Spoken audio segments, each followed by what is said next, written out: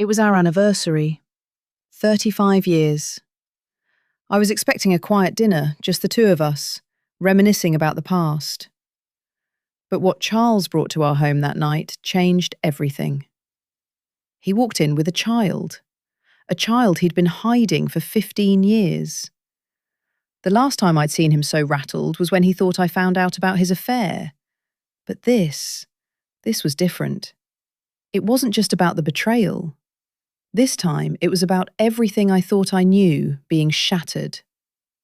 Before we continue, please hit the like button, subscribe to the channel, and turn on the notification bell for updates. It wasn't just any anniversary. It was our anniversary, the one we'd always celebrated quietly. He'd been my partner for decades, through thick and thin, our children growing older. We'd survived so much. So when he brought in this boy, this teenager really, I couldn't even wrap my mind around it.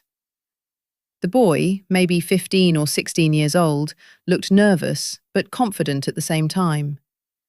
Like he knew exactly why he was here. He was standing next to Charles, with a mix of uncertainty and pride. Charles introduced him as Adam, his son. My mind raced. I stared at the child, unable to speak at first. His son? I forced a smile, but inside I was unraveling. How could he have kept this from me for all these years? We'd been married for more than 3 decades. We had raised our children together. How did this boy fit into our lives without me ever knowing? My heart pounded in my chest as I tried to piece together the truth. Charles's voice pulled me back to reality. He was asking if I was happy to meet Adam, his voice unsure. I didn't respond right away. Instead, I reached for the papers I'd had prepared earlier, the ones that would turn this night into something completely different. I slid the papers across the table to him. He looked down at them, confusion crossing his face. His expression changed instantly. His eyes widened. The shock was clear as day. His face dropped. He whispered, almost inaudibly, "What is this?" I didn't say a word, because I already knew everything. I'd known for years. It wasn't the first time I'd suspected something was off, but that night, that moment, it all came crashing down. I wasn't going to cry. I wasn't going to fall apart. I had a plan. And now, I would finally make my move. But how did this happen? How would we come to this point? Stay with me, because the story only gets crazier from here. As soon as Charles brought Adam into the house, I knew the truth was about to come pouring out. But the thing is, I didn't need Adam to tell me what I already knew. This wasn't a shock to me. It was the final confirmation of something I had suspected for years. We've been married for 35 years. We have 2 grown children, both successful and independent, but still very much part of our lives. I've spent my days as a mother and wife, loving and supporting Charles, even when things started to feel off. But now, as I looked at the boy in front of me, Adam, everything about my life seemed like a lie. Charles had always been a bit mysterious when it came to his past, but I trusted him. Or at least, I thought I did. There were always little inconsistencies, things that didn't quite add up. I remember the first time I started to suspect something was wrong, about 15 years ago, after the birth of our second child.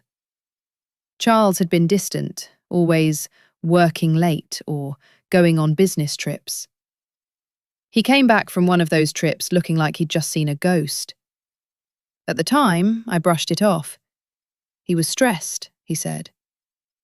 But there was always something about those late-night phone calls, the way he'd look over his shoulder whenever I asked about the trips. Something told me I wasn't getting the full story. Then came the mysterious letter. It came in the mail one day, an unsigned note that was shockingly direct. Charles has a child, a son. You don't know about him, but he's real.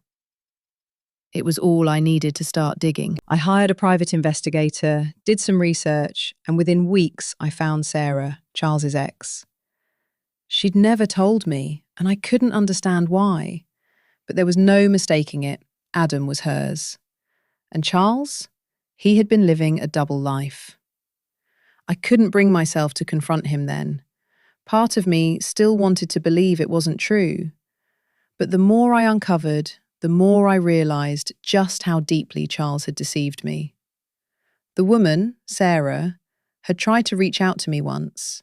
She had shared details, and I learned that Charles had promised them, a life together. But somehow he kept it all from me, a secret he never thought I'd uncover. As much as it hurt, I knew one thing. This boy standing in front of me wasn't just a stranger. He was the son I never knew I had to share. And Charles had lied. All these years he lied to my face. But the most shocking part wasn't that Charles had a secret son. It was that I had known for years. I wasn't blindsided. No, I had been waiting for this moment. I just never expected it to happen like this. On our anniversary, of all days. I reached for the papers. It was time to put an end to the lies. Charles wouldn't know what hit him. The silence between us was unbearable. I watched as Charles glanced at the papers, his face flushed with confusion and growing panic. He didn't say anything at first. He just stared. I didn't have to say a word. His reaction told me everything I needed to know.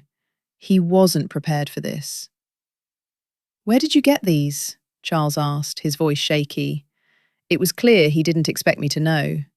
His eyes darted to Adam, then back to the papers, desperately trying to piece together what was happening.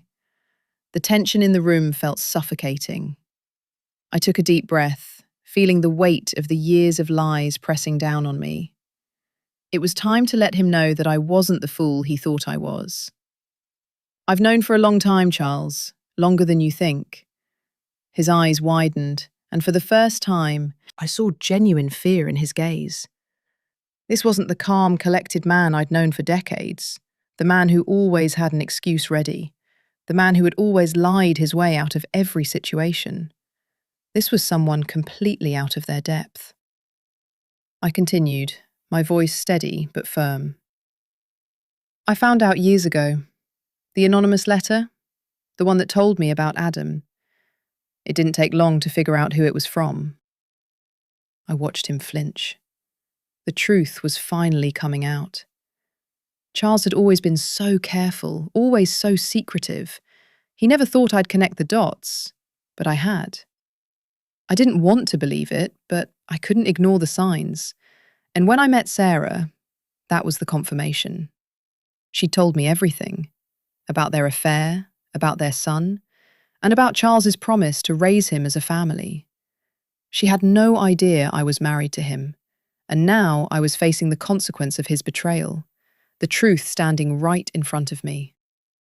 Charles opened his mouth, his words stuttering, but no sound came out. He was caught.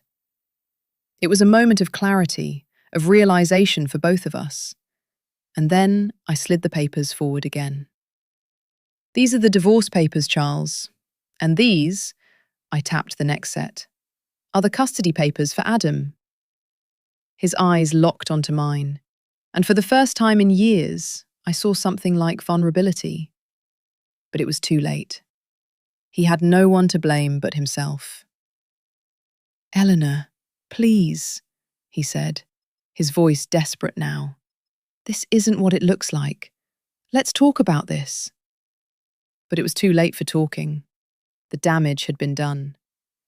The papers sat there between us, divorce papers and custody documents, proof of everything I'd known but never said aloud. I wasn't asking for forgiveness. I wasn't asking for explanations. I was taking back control. I leaned back in my chair, watching him fall apart. He was the one who had lived in a bubble of lies. I had lived in silence, but no more. I stood up slowly, gathering my thoughts, as he looked between me and the boy, Adam, who had been standing quietly the entire time. I could see the realization dawning on him. His life was falling apart. But I wasn't done yet. I still had one last thing to say. "You think I didn't know? You think I didn't see through your lies, Charles?" I asked, my voice low but cutting. He didn't respond. He couldn't. Charles stood there in shock, the papers still in his hands, unable to comprehend the weight of what was happening. He opened his mouth to speak, but the words were stuck, as if his mind was scrambling for a way to fix what had already been broken. But it was too late. The truth was out, and there was no going back. I could see Adam out of the corner of my eye. His face was unreadable, quiet, almost distant. He didn't look like the typical rebellious teenager. There was something resigned about him, like he'd seen this all before. Maybe he had. The silence between Charles and I was suffocating. I could almost hear his thoughts. How could she know? How could she have figured it all out? And in that silence, I finally found my voice. Charles staggered back slightly, his breath shallow. "Eleanor, I didn't think you'd ever find out. I thought I could keep it all hidden." His words were full of desperation, but I wasn't moved by his pleas. I crossed my arms, staring at him as he tried to gather his composure. "You lied to me for 15 years, Charles," I said, the anger rising in my chest. "You hid your son from me, your flesh and blood, and you thought I wouldn't find out." The betrayal hit deeper than I ever imagined. Not just because of the affair, not just because of Adam, but because for years I had been standing by a man who had no real interest in sharing his life with me. He had kept pieces of himself hidden, kept his past from me. He had expected me to play the role of the dutiful wife, never questioning his secrets. Now, I was done. I had given him enough chances. This wasn't just about Adam. This was about everything I had ignored, every truth I had buried inside myself. Charles stood still, unable to speak, his eyes flickering between Adam and me. His entire world had just crumbled. But I wasn't going to let him off the hook. Not now. I turned my gaze to Adam, who was still standing quietly by the door. There was no animosity in his eyes, just a quiet sadness. He had never asked for this. He wasn't the one who had kept secrets. But in the end, it was me who had the power to change the course of his future. I walked over to him, slowly, deliberately. "Adam, you'll be staying with me for now," I said, my voice steady. "I don't know what the future holds, but I'm not letting you go back into that mess." Charles's face twisted with something like guilt, but it was too late for apologies. The damage had been done. As I turned to leave the room, I glanced back at Charles one last time. The man I had built my life around was nothing more than a stranger now. I had no sympathy left for him. My heart was cold, but my resolve was stronger than it had ever been. Charles took a few steps toward me, his voice trembling. "Eleanor, please, we can fix this." But I was done. I didn't need to explain myself anymore. The truth had been laid bare. The betrayal, the lies, the secrets, all of it had been exposed in a matter of minutes. Charles had a son, Adam, and he had kept him hidden from me for 15 years. The affair, the promises, the life they had shared, it all came crashing down. I'd known for years. The anonymous letter, the meeting with Sarah, the investigation, it all led me to this moment. Charles had underestimated me. He thought I was blind, that I wouldn't see through the cracks in his facade. But I wasn't. I saw it all. And now, everything had unraveled in front of us. I didn't need to know the details of their past anymore. What mattered now was the future. I wasn't going to stay in this toxic marriage any longer. My lawyer had already started the divorce process.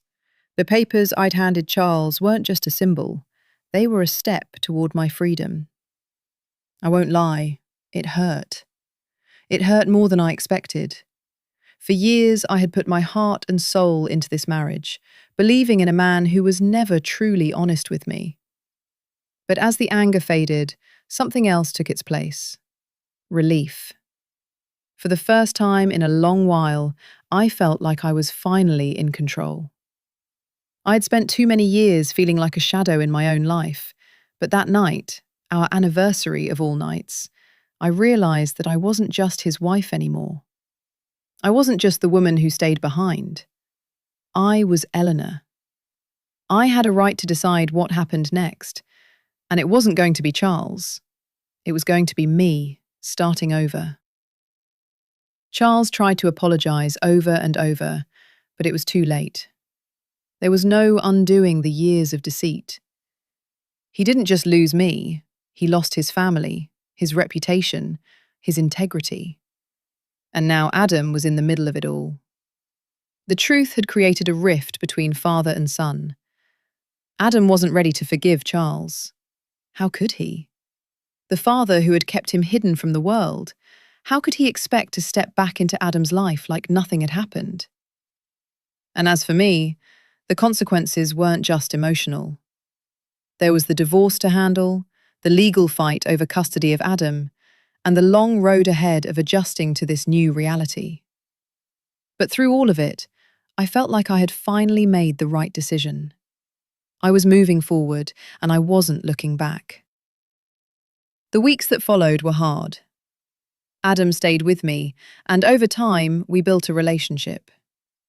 He wasn't just Charles's son. He was becoming a part of my life too, and that was something I hadn't expected to feel.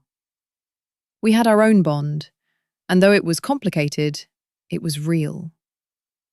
As for Charles, well, his life took a different direction.